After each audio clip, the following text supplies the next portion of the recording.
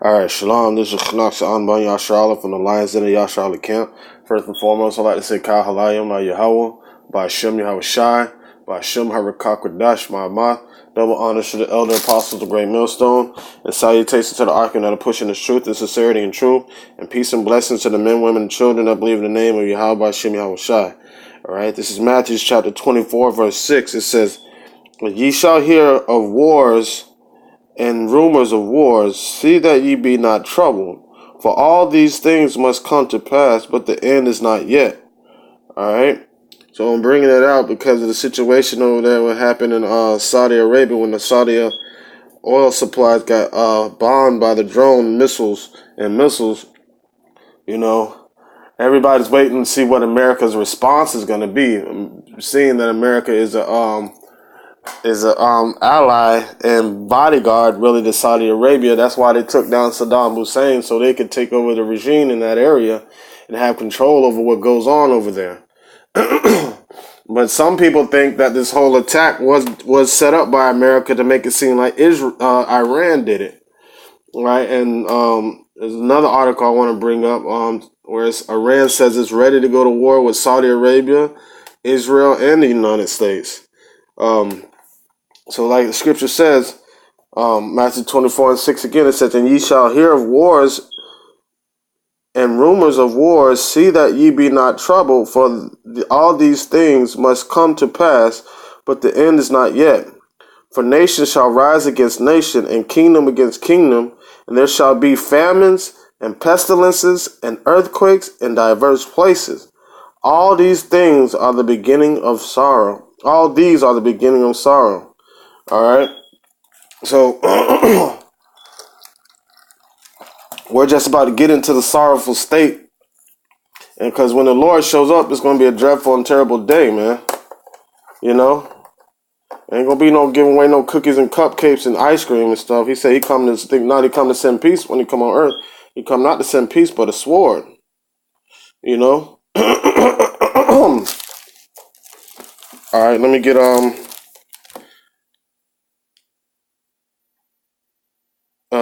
Ecclesiastes chapter 3, verse 1. It says, "To everything there is a season, and a time to every purpose under the heaven." It says, "A time to be born, and a time to die, a time to plant, and a time to pluck up that which is planted." And what you're witnessing is the birth of Israel as a nation and the death of Esau, because Esau is the end of the world, but Jacob is the beginning of it that follow.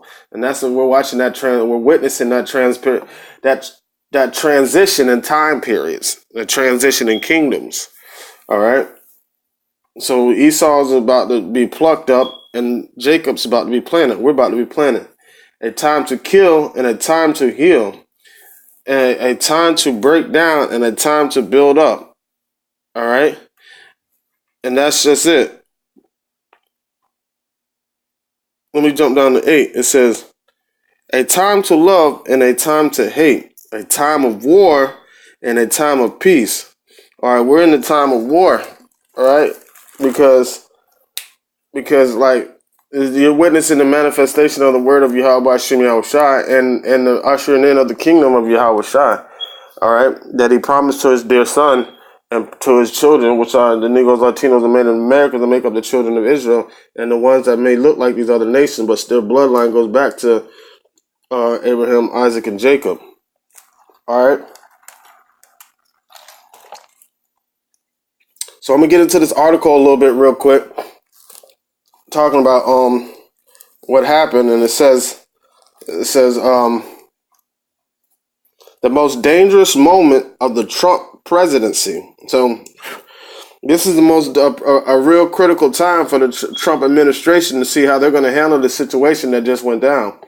All right, all eyes are on him right now to see what his next move is going to be.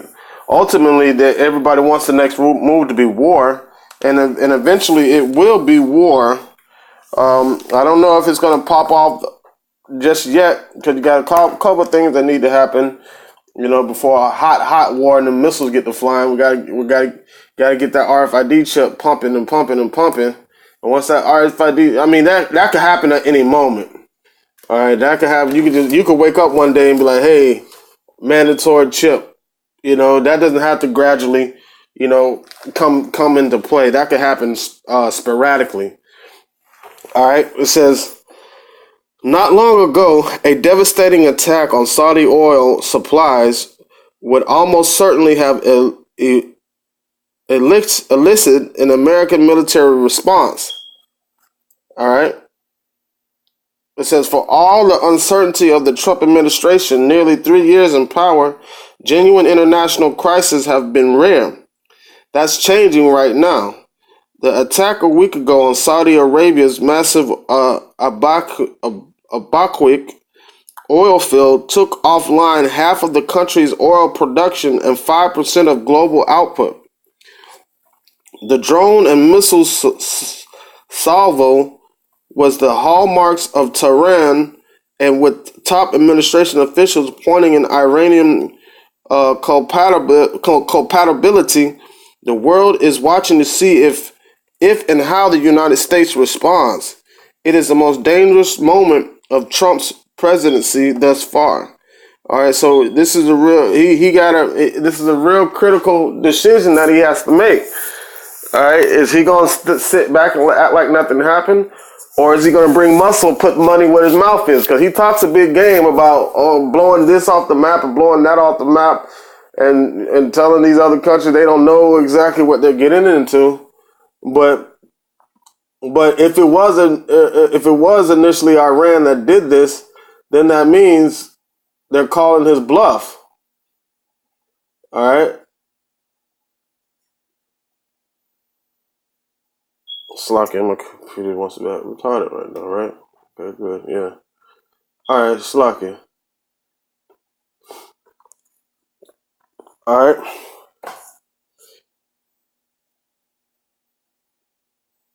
All right. It says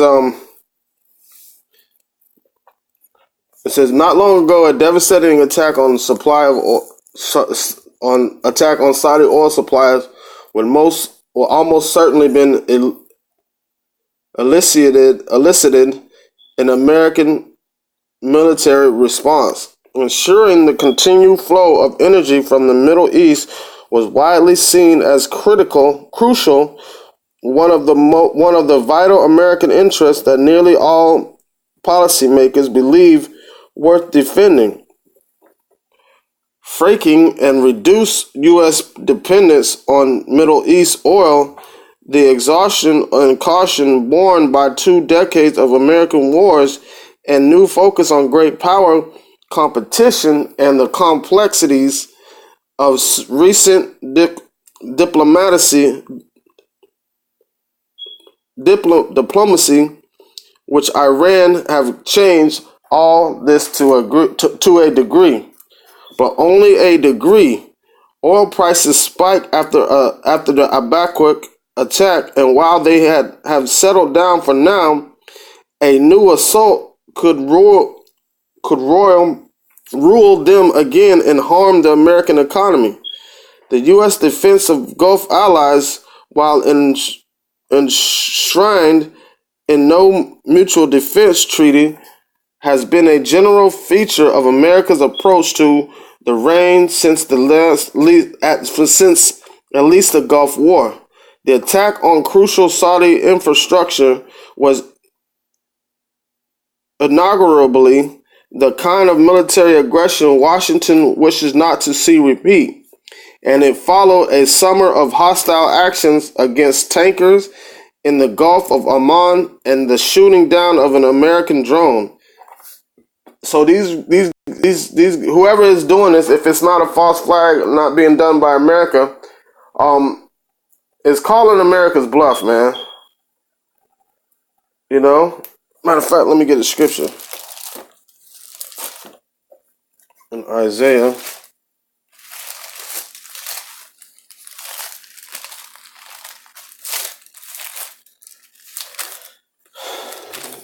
This is Isaiah chapter 14,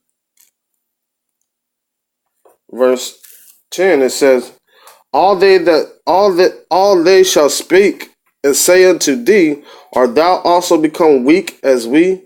Art thou become like unto us? Thy pomp is brought down to the grave, and the noise of thy vows, the worms is spread under thee, and the worms cover thee.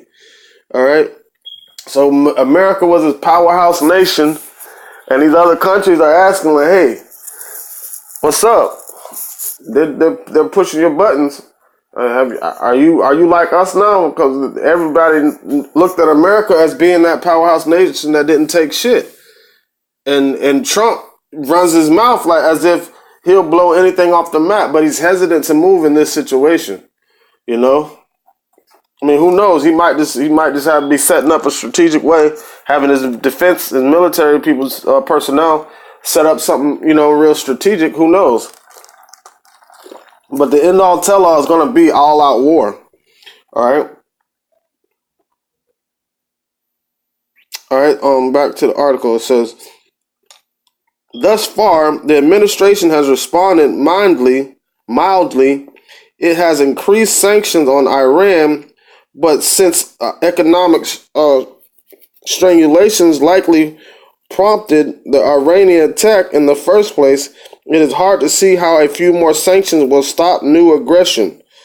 It is just all right. So they're saying those sanctions is the reason why the attack was done in the first place. So adding more sanctions, they're saying could potentially mean more aggressiveness from Iran if they're the ones that's doing it. All right. It says it is hard to see how a few more sanctions will stop new aggression. It is dispatching troops to Saudi Arabia, but the Pentagon is careful to note that they will be there only in a defensive capacity. This too is unlikely to change Iranian behavior. All right. Some U.S. experts have talked up the mostly forgotten Operation Praying Mantis when in 1988 the United States responded to Iran's mining of the Persian Gulf by destroying at least half of the country's navy.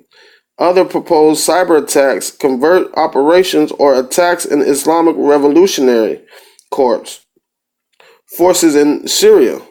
The leadership of Tehran, for its part, appears to see Trump as something of a paper tiger, a president fond of sanctions and heated rhetoric, but one who would withdraw from the Middle East rather than risking getting stuck there. For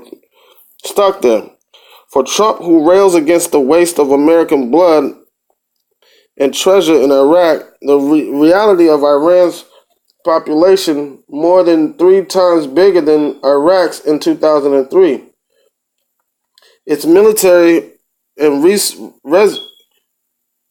reserves both larger than Saddam Hussein's, and it proxy stewing from Lebanon to Yemen with American troops insulated, interpersuaded, must weigh heavily. So this ain't gonna be like what they're saying is this ain't gonna be like when they ran into Saudi Arabia and took down Saddam Hussein.